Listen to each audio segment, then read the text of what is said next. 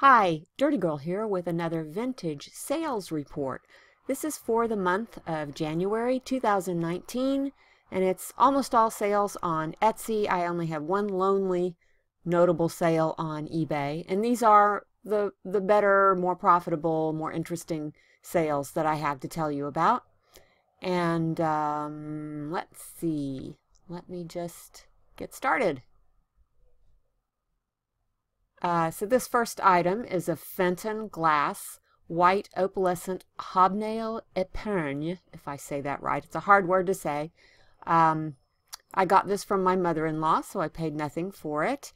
And it sold for $75. And it was very scary to ship because it's quite large. And it comes apart in 3 pieces. But, you know, whenever you're shipping a glass item like that, you kind of hold your breath till it gets there. And this second item is a pair of egg coddlers, and these are made by Royal Worcester in England, and it has blackberries, and that is the Lavinia pattern. And I have sold a bunch of these egg coddlers. Anytime I see them, I buy them because they seem to be quick sales. I got these at the flea market for $10 and sold them for $29, and they came with their original box.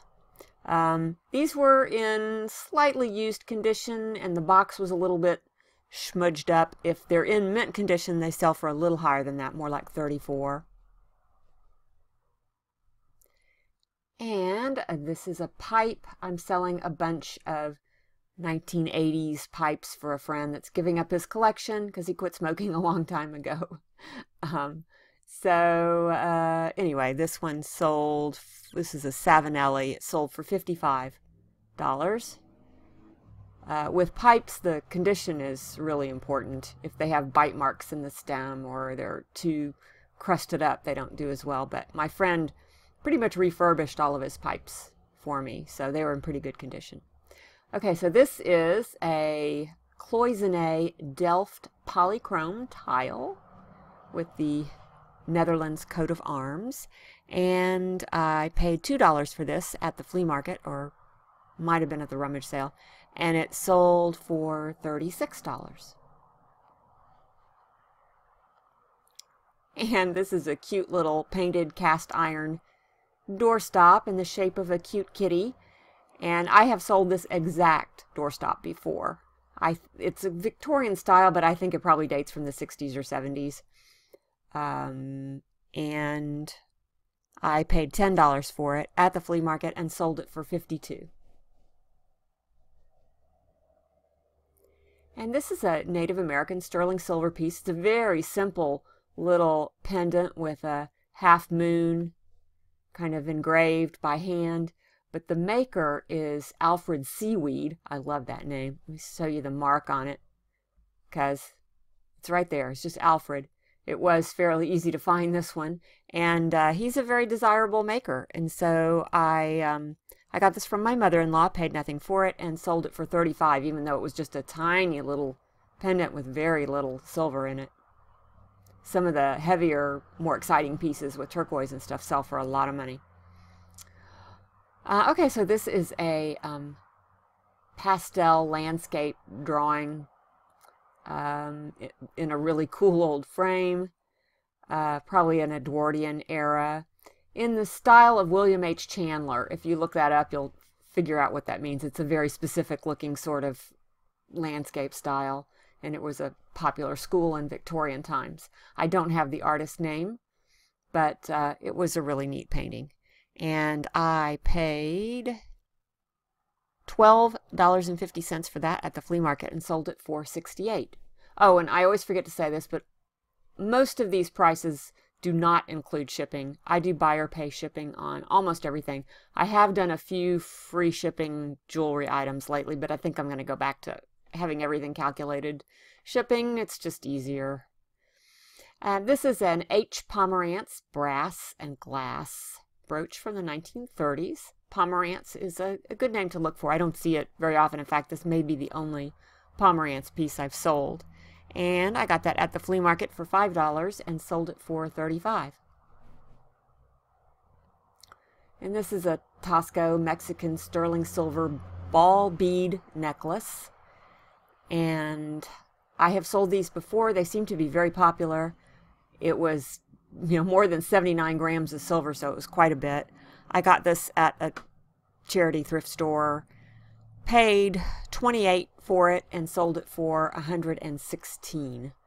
I think it was originally listed for a bit more, and I gave a discount to someone for some reason.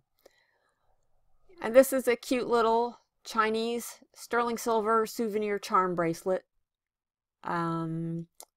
Let's see, where did I get that? I don't remember where I got that.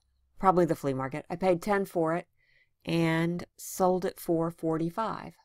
Charm bracelets, any kind of charm bracelets, seem to do really well for me. I love this mask. This is Balinese hand-carved display mask. Lots of pretty colors, really nice condition, fairly large piece. Paid $10 for that at the flea market and sold it for $63. And this is a little sterling silver brooch made by Carolyn Pollock Relios Company. Let's see, what's the marking like on this? There it is. Oh, wait, that's not good. There we go. Yeah, took a little doing to figure out what those letters were. I got the C all right, but I wasn't sure what that last letter was. But anyway, Carolyn Pollock, she's fairly desirable, and I got that at the flea market for $10 and sold it for $35. And this is a cute copper Edwardian era dustpan. I love all the embossing, the pretty design. It has kind of a little bit of Art Deco look and a little bit of Victorian look, kind of a mixed bag. And I got that at the flea market for $5 and sold it for $42. And this is a 14 karat gold tulip pin, little tiny thing. I got this at the rummage sale at my mother-in-law's place, and I paid $7 for it. The marking was so incredibly tiny. I don't think they knew it was gold, and I don't think I knew it was gold either, but I was hoping. And I had to really search and search until I figured out what the marking was. But anyway, it is 14 karat gold, and I sold that for $64 and paid $7 for it. Did I say that? This is a cute little carved gourd from a little bowl from Peru. It's carved all over in a Victorian style. I don't really know how old it was. It looked like it had some age, but I'm not sure how old it is. But it's got all these cool animals, birds, and then there's this funky thing. I don't know what it is. Some kind of mammal. But anyway, I got that at the flea market for $4 and sold it for $38. And this is a lap desk. Been doing really well with the antique boxes, and especially lap desks seem to be very desirable. I did pay $20 for that at the flea market and sold it for $95. It was in only marginal condition, not the best. So, in really good condition, you can get even more. And this is a pretty sterling silver and onyx and marcasite ring. It's in an Art Deco style. I think it's more of a revival piece, but very pretty. And I paid $18 for that and sold it for $45. Another ring. This one is a blue topaz. Really good sized big cluster ring. And let's see, I paid $10 for that at the flea market and sold it for $52. Oh, I just love this bracelet. Great big sterling silver and abalone panel bracelet. It's Mexican silver. It was signed. JMA. Has the eagle mark. Late 40s to 50s probably is the date on this. Could be a little later. Was 39 grams. Great big nice piece. And I paid $20 for that at the flea market and sold it for $64. And this, oh my gosh, I've had this ever. It is a really neat mid-century modern silver plate coffee pot from Mexico. And I paid $5 for that. I believe I got that at an estate sale, which I don't shop estate sales much anymore. But I sold it for $35. Just goes to show you, even things that have been in your shop forever and ever and ever sometimes will sell for full price.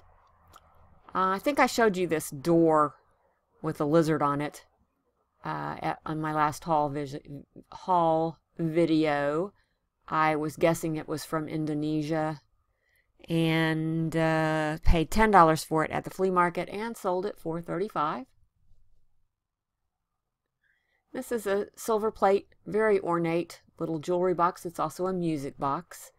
I think it's pretty old, and I paid $10 for that at the flea market and sold it for $38. And this was a very heavy, large men's ring with a big kind of rough-looking turquoise, some mother of pearl, some coral, another little tiny turquoise. And I paid $17 for that at the flea market and sold it for $57. And this is a 14-karat gold dome ring that I got free from my friend. And I sold that for $200. And yes, I did thank her profusely. And yes, I have taken her out to lunch and done other things for her, but she doesn't want me to pay her, so I don't. And this is a lovely Guatemalan hand-woven thick cotton skirt. My sister-in-law gave me this, so I paid nothing for this, and I sold it for $48. Fabric was really beautiful. A little bit wrinkled in that picture. And this is a nice hand-painted primitive, kind of a Pennsylvania Dutch style. Grain scoop is what this is. Been doing pretty well with the primitives and folk art and farm stuff. Seems to be doing pretty well for me lately. I paid $10 for that at the flea market and sold it for $55. And this is a old brass door knocker, architectural salvage. Has a nice little bit of engraving on it. Got that for $7 at the flea market and sold it for $48. Pretty much anything brass is doing pretty well right now, like architectural salvage, decorative items, hardware, anything that's solid brass, sculpture, whatever, seems to be selling. And I got this cowboy hat. It's a Smith built. Very, very nice condition. Had very, very gentle wear. You could barely tell it had any wear at all. And I got that at the rummage sale at my mother-in-law's for $5 and sold it for $35. And this is a 10-karat gold cameo. It's a shell cameo, hand-carved, really pretty, nice antique one. I paid $35 for that at the flea market, and I sold it for $175. And finally, my one eBay item that's worth talking about. I had a few other eBay sales, but they were very small. This is a Swarovski crystal figurine of a unicorn that I sold for $125. I'm selling these on consignment for a friend, so I only get half of that. But still, these are doing better than I expected they would. I've sold more than half of the ones she's given me now, so it's been worth it to do it for me. I don't really like doing consignment. I don't like the record keeping. But anyway, my video is about to run out, so if you like this video, please give it a thumbs up and like it and share and comment, and I'll see you soon. Bye.